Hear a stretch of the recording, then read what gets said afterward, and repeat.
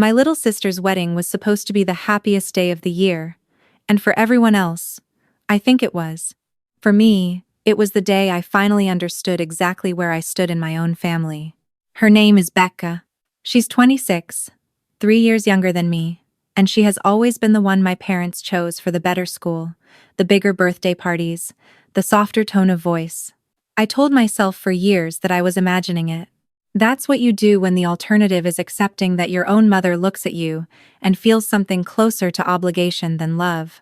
I was the maid of honor. I want to say that out loud, because it matters to what happened next. I was the one who spent 4 months planning her bachelorette weekend in Savannah. I was the one who drove 40 minutes every Saturday for 2 months to help her pick out centerpieces and napkin rings and the exact shade of ivory for the chair sashes. I was the one who stayed on the phone with the caterer for 2 hours when the original venue fell through 6 weeks before the date. I did all of it. And I did it because she was my sister, and I genuinely wanted her day to be perfect. The morning of the wedding, I was at the venue by 7. I helped Becca into her dress. I held her bouquet while the makeup artist worked. I fixed the bustle on her gown 3 times, because the hooks kept slipping. My mom was there too, fussing over the flowers, adjusting the veil, telling Becca she looked like a movie star. She didn't say much to me. She handed me tasks like I was one of the hired vendors. I told myself it was just wedding day energy. Everyone was stressed. It didn't mean anything. The ceremony was beautiful. Becca cried. Her husband Ryan cried. I cried too, standing up there next to her at the altar, and I meant every single tear. Whatever complicated history existed between me and the rest of my family, I loved my sister. I still do. That part was never in question. The trouble started during the formal portraits. The photographer gathered everyone on the steps outside the venue after the ceremony. It was a golden afternoon, the kind that makes everything look soft and warm, and like it belongs on a magazine cover. First she did Becca and Ryan alone. Then she called the wedding party. Then she said, "Okay, let's do immediate family." My mom stepped forward. My dad, Becca and Ryan. My mom's sister, my Aunt Carol, who had been hovering near my mother all day like they were attached by an invisible string. Ryan's parents, Ryan's brother. I stepped forward too. My mom turned to me, and she said, quietly enough that not everyone heard, but loudly enough that several people did, "Actually, can we just do Becca's in-laws first? You can wait over there." She gestured toward the side of the steps, like I was a +1. Like I was someone's college roommate who had wandered into the shot by accident. I stood there for a second. I want to be honest about what happened in my body in that moment. It wasn't sadness, not at first. It was that specific kind of confusion that happens when reality doesn't match what you thought you understood. I was the maid of honor. I had just stood at that altar. I was her sister. I stepped to the side. Aunt Carol glanced at me, and then looked away. The photographer called out adjustments. Everyone smiled. The shutter clicked over and over. Then the photographer said, "Beautiful. Okay, now let's get the siblings." And my mom said, "We're good on siblings, I think." The photographer looked up from her camera. "Oh, are you sure? Usually we like to." "We're good," my mom said again. "Firm. Final." Becca said nothing. She was looking at Ryan, laughing at something he whispered to her. Maybe she didn't hear. Maybe she chose not to. The photographer moved on. My dad had been standing a few feet away through all of this, looking at his shoes. He is a man who has never once in my memory intervened when my mom decided something. That has always been his most consistent quality. I found a seat at one of the cocktail hour tables, and I sat down and I thought very carefully about what I was going to do next. I could leave. I could cry. I could walk up to my mother and ask her, in front of 200 guests, why she had just erased me from my own sister's wedding photos. I didn't do any of those things. I picked up a glass of water, and I drank it slowly, and I thought, okay, good to know. That's all. Just, good to know. I made it through the rest of the evening. I gave my maid of honor speech. I had written it weeks before, something warm and funny that made people laugh and then tear up at the end, and I delivered it exactly as I'd rehearsed it. My mom dabbed her eyes during the last paragraph. I noticed that. I noticed her crying at words I had written for her daughter, at a wedding I had helped build from nothing, on a day when she had just told a photographer my presence wasn't necessary. I danced. I smiled. I helped bustle Becca's dress for the fourth and final time when the hook gave out again near the end of the night. She hugged me and said, "I couldn't have done this without you." I believe she meant it. I think Becca has always occupied a different category in my mind than the rest of them. She's not innocent exactly, but she's not the architect of any of this either. I drove home alone at midnight, and I sat in my car in the driveway for probably 15 minutes before I went inside. I didn't call anyone. I didn't post anything. I just went to bed. The next morning I made coffee, and I opened my phone and I saw that my mom had already posted the wedding photos to Facebook, dozens of them. The ceremony, the reception, the golden hour portraits on the steps. I scrolled through all of it, and I counted how many photos included me. 2. Both from the ceremony, where my presence was structurally unavoidable because I was standing at the altar. The family portrait series, the beautiful, soft, magazine cover shots on the steps had 6 photos. My mom and dad, Becca and Ryan, Ryan's family. My mom and Aunt Carol with Becca, Becca and both sets of parents together. One with the whole wedding party except, if you looked carefully, you would notice that the maid of honor was not standing with the rest of them. I put my phone down. I made a second cup of coffee. I thought about the 4 months of Saturdays. I thought about the caterer. I thought about the bustle hooks and the napkin rings and the bachelorette weekend and the speech that had made 200 people cry. And then I did something I had never done before in my 31 years of being that family's daughter. I decided I was done. Not in a dramatic way. Not in a way that required a confrontation or an announcement. I didn't call my mom and tell her off. I didn't text Becca a long paragraph about how hurt I was. I simply stopped. I put my mom's number on Do Not Disturb. I put my dad's number on Do Not Disturb. I put Aunt Carol's number on Do Not Disturb. I didn't block anyone. Not yet. I just went quiet. It was surprisingly easy. That's the thing nobody tells you when you've spent your whole life being the one who reaches out first, who keeps things going, who makes the effort. The moment you stop, there is a pause. A long pause.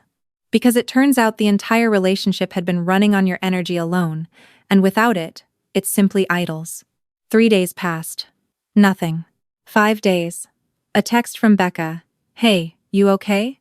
Mom said she hasn't heard from you." Not her own concern, I noticed. Relayed concern. I sent back a heart emoji and left it at that. A week passed. Then 2 things happened in the same 48 hours that changed the shape of everything.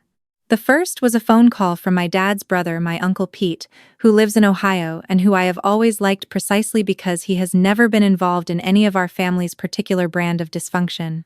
He called on a Tuesday evening, and he was awkward about it in a way that immediately told me something was off. He said he'd been meaning to check in. He said he hoped I was doing well. And then, after about 4 minutes of small talk that felt like someone slowly approaching a subject from a great distance, he said, "I don't know if you're aware, but there's been a situation with your grandfather's estate." I was not aware. My grandfather on my dad's side had passed away 8 months earlier. He was 87 and the end was peaceful and expected, and I had grieved him quietly and moved forward. He had left a will. I had assumed, because no one told me otherwise, that the estate had been distributed and settled. What Uncle Pete told me over the next 20 minutes was that this was not the case. My grandfather had left a sum of money, not enormous, but meaningful, enough to matter, and in his will he had specified that it be divided equally among his 3 children and their families. Uncle Pete was one of those children. My dad was another. The third was an aunt in Florida, who I barely knew. The money for my dad's portion of the family was meant to be split further, some to my dad, some to me, and some to Becca. Except that, when Uncle Pete had recently asked my dad about the distribution timeline, my dad had gotten very quiet and vague. And when Uncle Pete had pressed, my dad had eventually said something along the lines of the money already being handled and accounted for. Uncle Pete didn't know exactly what that meant. He didn't have evidence of anything. He was calling me, he said, because he felt I should know, and because he wasn't sure I did. I thanked him. I hung up. I sat with that for a long time. The second thing that happened was that Aunt Carol called me. Not texted, called, which she almost never does. She left a voicemail because I didn't pick up, and in the voicemail she said she was just checking in, that she hoped I wasn't upset about the wedding photos because it was just a timing thing with the photographer, that these things happen and no one meant anything by it, and that my mom really wanted to hear from me. Timing thing. I must have listened to that voicemail 4 times. Not because I needed to process it, I understood it perfectly the first time. I listened to it 4 times because I wanted to make sure I was hearing the shape of it correctly, the preemptive explanation, the soft framing of an intentional thing as an accident, the deflection to what my mom needed. Not what I needed, what my mom needed. I didn't call back. That weekend, I called a lawyer. Not a family attorney, I didn't know one, but a friend of mine from college, Danielle, who does estate work. I explained the situation with my grandfather's will, and she walked me through what questions to ask, and what documents I had a right to request. She was calm and practical, and didn't make me feel dramatic for asking. On Monday morning, I sent my dad a certified letter asking for documentation related to the estate distribution. I did not call him first. I did not give him the opportunity to talk me out of it, or smooth it over, or tell me I was being difficult. I just sent the letter. That apparently set something in motion, because 3 days later, 17 days after the wedding, 12 days after I had gone quiet, my mom, my dad, and Aunt Carol showed up at my apartment. I heard the knock, and I checked the peephole, and all 3 of them were standing in my hallway. My mom was in the middle, which told me this had been organized. She had her nice coat on, the one she wears when she wants to seem reasonable and composed. My dad was looking at the floor. Aunt Carol was standing slightly behind my mom, which is where she has always stood. I stood on my side of the door for a moment. I want to be honest. Part of me wanted to open it. That part is still there even now, and I don't think it will ever fully go away. They were my parents. My mother's voice through that door, when she finally spoke, sounded tired in a way that hit something old and deep in me, some childhood thing that equates her tiredness with my fault.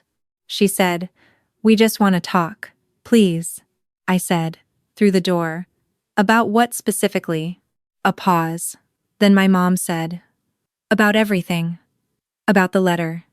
About we want to explain." I said, "Did something happen with Grandpa's estate?" Another pause, longer this time. My dad's voice. "Can we come in and talk about this like adults?" I noticed he didn't answer the question. I said, "I'm going to need you to answer that question before I open the door." Silence. I could hear them on the other side, some murmured exchange I couldn't make out. Then my mom said, in a different voice, flatter and less composed, "There were some decisions made with the estate, and we want to explain the reasoning to you." I said, "Okay, I'll schedule a meeting. With a third party present, I'll have Danielle reach out this week." My mom said, "You don't need a lawyer, sweetheart. This is a family matter." And I said, "I know it's a family matter. That's why I need a lawyer." I stepped back from the door. I heard more murmuring. Then Aunt Carol, her voice coming through the wood clear and bright and entirely too cheerful. "We love you. We just want to sort this out together, as a family." I didn't respond to that. I went and sat on my couch and listened to them stand in my hallway for another few minutes before I heard them leave. My hands were shaking slightly. Not from fear. I've identified that feeling more precisely since then. It was the physical sensation of something long under pressure finally being released. I texted Becca that evening. I kept it simple. "Hey, I want you to know I love you, and I'm not trying to create drama around your honeymoon. But some things have come up with the estate that I have to handle. I hope you understand." She read it and didn't reply for 2 days, and then she sent back, "I know. I'm sorry. I don't know what to say." And I believed her, and I also understood that was probably all I was going to get from her right now. That was enough for that day. Danielle got involved formally the following week. I won't go into all the legal details here because honestly some of it is still in process, and I've been advised to keep it general, but I will say this. The money from my grandfather's estate had not been equally distributed. The portion designated for me had been redirected, quietly, through a series of decisions my parents had made without telling me, and without, according to Danielle, the legal authority to make. Whether that rises to the level of something that has to be corrected formally, or something that can be resolved through conversation, is still being determined. What I do know is that it was not a miscommunication. When I think about that word, the word miscommunication, the word misunderstanding, all of those soft, round words people use for things that are deliberate, I think about the photograph thing, the non-answer through the door. The way my mom was more focused on my grandfather's money than on explaining why her daughter wasn't in her daughter's wedding photos. Those are not misunderstandings. Those are decisions. Something I've been thinking about a lot lately is the question of who I was before I understood that. For most of my life, I operated on the assumption that my family's treatment of me was a reflection of my value. That if I worked hard enough, showed up enough, fixed enough bustle hooks, planned enough bachelorette weekends, I could eventually earn a place in those photos. Earn a seat at the table. What I've come to understand is that the table was never actually mine to earn a place at. It was always going to be assigned. And the assignment was made a long time ago, for reasons that had nothing to do with who I was or what I did. That is not a sad conclusion. I want to be clear about that. I spent a few weeks thinking it was sad, and then I realized it is actually the most useful thing I have ever understood about my own life. Because once you know the assignment is fixed, you stop pouring energy into changing it, and you start putting that energy somewhere else. I have a good job. I have a small apartment that I have slowly made into something I love. I have Danielle, who called me after our third legal meeting just to check in as a friend and not a professional. I have a coworker named James, who brought me coffee one morning when I mentioned I was having a hard week, and it was such a small thing, and it meant so much. I have a life that I built largely on my own, without much help or acknowledgement from the people who were supposed to give it, and I am genuinely proud of that. My parents have reached out twice since the hallway conversation, both times through texts that were carefully worded to sound casual. My mom sent a recipe once, just a recipe, no preamble, like that was a thing we regularly did, and my dad sent a link to an article about something I work on professionally. I haven't responded to either. Not from anger, exactly. More from the clarity that comes from understanding what those messages are. They are not apologies. They are feelers. They are the beginning of a conversation about terms, and I'm not ready to have that conversation yet, and I'm not sure I will be on anyone's timeline but my own. I think about the photographer sometimes. The moment she looked up from her camera and started to say, "Usually we like to get the siblings," and was cut off before she could finish. I wonder what she thought about it. I wonder if she noticed, as she edited those photos later, the gap where someone should have been standing. I noticed. I've been noticing for 31 years. The difference is that now I've stopped trying to fill that gap with more effort, more presence, more bachelorette weekends, more early mornings and bustle hooks and speeches. I've stopped trying to take up a space that was never going to be made for me. I made my own space instead. If you're watching this and you know that feeling, that specific exhaustion of being the one who always shows up for people who would not show up for you, I want you to hear this. The moment you stop, the quiet that follows is not emptiness. It just feels like it at first. It's actually the sound of your own life, waiting for you to come back to it. I came back to mine, and nobody had to open a door for me.